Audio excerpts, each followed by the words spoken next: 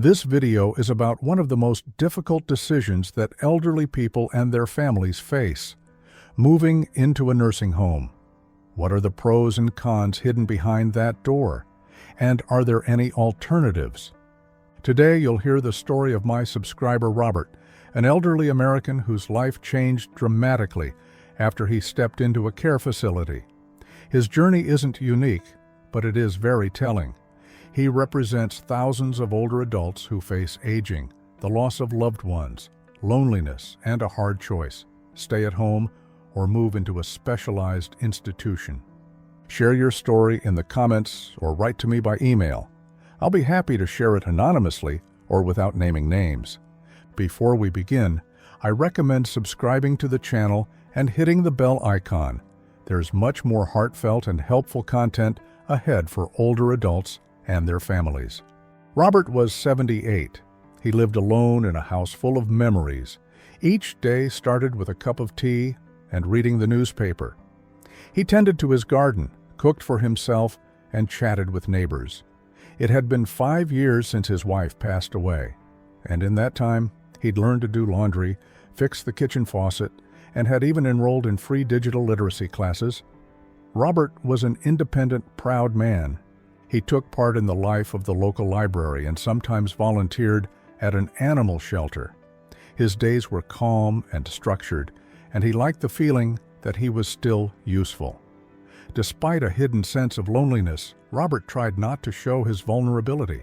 He was one of those people who always said, "I've got it under control." Robert's son lived in Texas and his daughter was in New York. They rarely visited, but he never complained. He believed he could manage on his own. Everything changed in an instant when one day Robert fell in the bathroom and couldn't get up. His phone was in another room. He lay on the cold floor for over 6 hours until a neighbor happened to find him. After the incident, Robert was hospitalized. For the first time in years, he heard the phrase, "You can no longer live alone."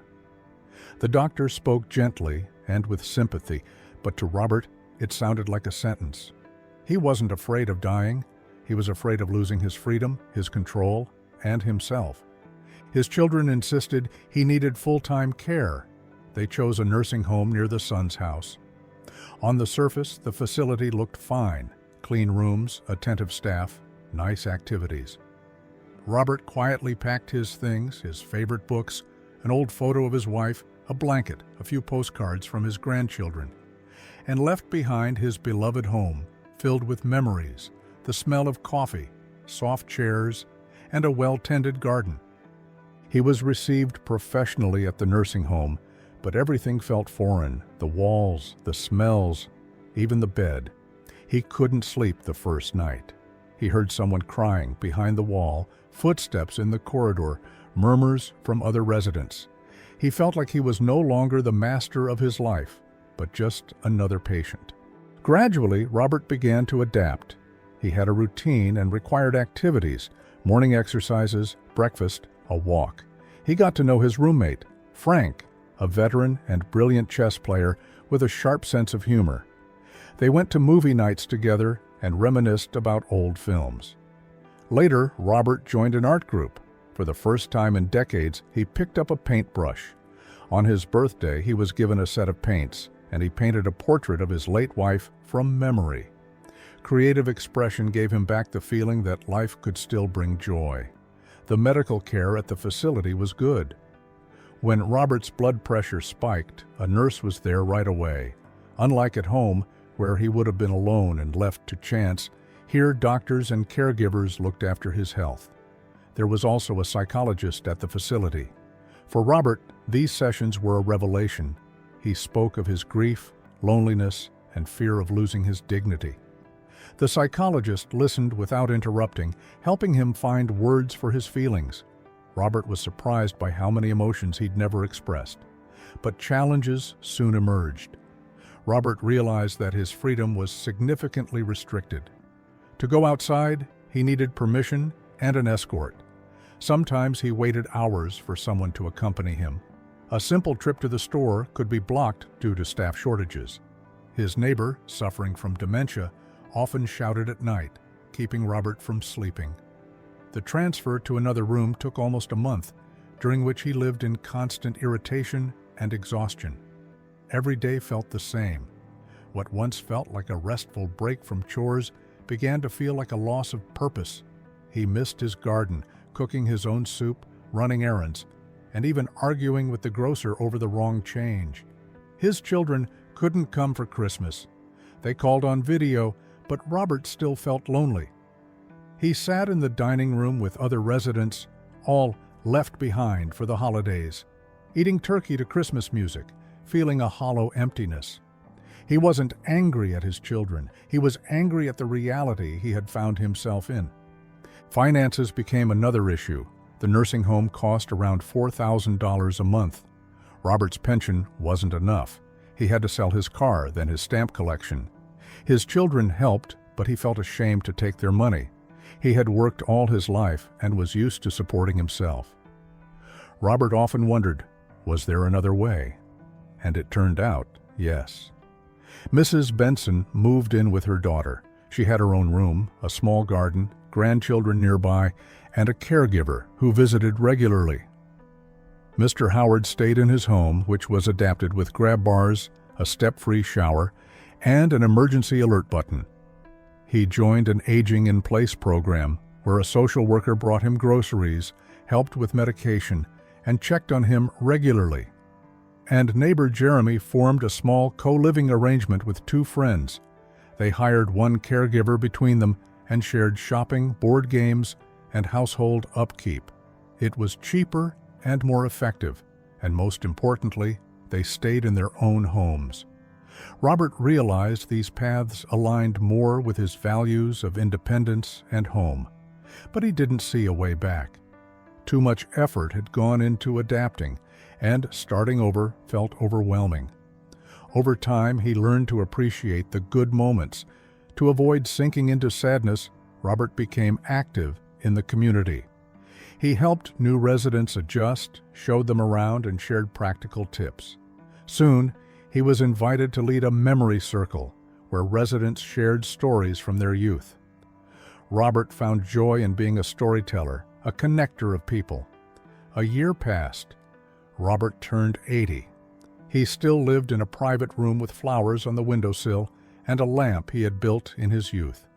His favorite blanket was nearby, and photo albums were neatly stored. He wrote short stories and memoirs. One of his pieces, about how he met his wife, was published in the local newspaper. Robert often says, "I have no regrets. Yes, much of it was hard, but I'm alive. I think, I feel. That means it was worth it." In the early months, he felt crushed by the schedule, but one day, the administration let him choose his own walk time. It seemed small, but for someone who valued control, it symbolized regained freedom. Now he sometimes walks with Frank in the mornings, sometimes at sunset. Another important moment, volunteers from a local college organized a music night and played residents' favorite songs. Robert remembered dancing to those tunes with his wife. He talked to a student interested in his hometown's history. He described old cafes, torn-down parks, and the balcony where he first confessed his love. Feeling needed by the younger generation brought him joy. He began to see staff and volunteers not just as workers, but as people with their own struggles. Some were warm and caring, others saw the job as just a paycheck. He didn't take indifference personally and helped when he could. Sometimes nurses told him about their back pain or lack of sleep. He listened and empathized. There were disappointments too. He spent major holidays away from his family. On video calls, his grandchildren waved, but he still felt like a distant observer. Even so, those rare calls became a lifeline. He learned how to use a tablet. At first, the little box seemed strange, but soon he was helping others learn to use it too. Occasionally, city council representatives visited to inspect the facility. Robert gave honest feedback. He praised the good medical care, the kind staff, and the psychologist who truly help people cope. But he also mentioned the lack of quiet spaces for solitude. They listened. Soon a small reading room was added, with cozy chairs and shelves of books and magazines. At resident meetings, people shared their fears that their children would stop visiting, that their memory was fading. Robert worried too. What if I live to 100 and no one comes? Will I be a burden to my family? But the psychologist taught him to express those fears through words and writing. That's how his memoirs were born. Stories about childhood, youth, and the first house he and his wife bought. Looking back, Robert realized he could have prepared better, installed grab bars, an emergency alert, and found a helper to check in twice a week. But at the time, he thought those things were for the frail and didn't apply to him. He doesn't blame himself. He simply couldn't imagine how quickly life can change. Now, at 80, he feels life is still going. Besides writing, he leads a group called Connection Without Borders, helping other residents learn to use smartphones and video calls. He and Frank still watch old black and white films and discuss books at the reading club. He misses his garden, but jokes that he now has a new garden inside, which he can water with memories, thoughts, and warm conversations. What Robert has learned is that every person must decide for themselves what matters most: safety, being close to family, independence, or staying in their own home. There's no one-size-fits-all answer, but there are always options: home support, volunteer help, housing adaptation, or co-living with friends. If you or someone you love is facing this decision, don't rush. Explore every option. Talk to doctors, neighbors, and social workers. Learn what programs and benefits are available in your area. And consider these 5 signs that it may be time for outside help or a move. 1. Safety issues at home, frequent falls, forgetting the stove, or difficulty using the bathroom. 2. Difficulty with daily tasks, trouble cooking, cleaning, or taking medication regularly. 3. Loneliness and burnout, little interaction, rare visits, or emotional exhaustion. 4. Worsening health, chronic conditions or memory decline that require regular care. 5. Lack of resources or support, when family is far away and social services aren't enough. Ask your loved one directly. What do they want? What are their fears and hopes? The key is, don't make this decision alone. What would you do? Have you faced a similar situation? Share in the comments or write to me personally.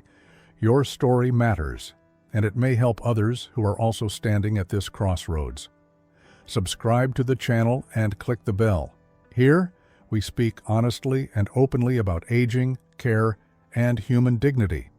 And don't forget to share your story in the comments or by email. Thank you for watching. Take care of yourself and your loved ones.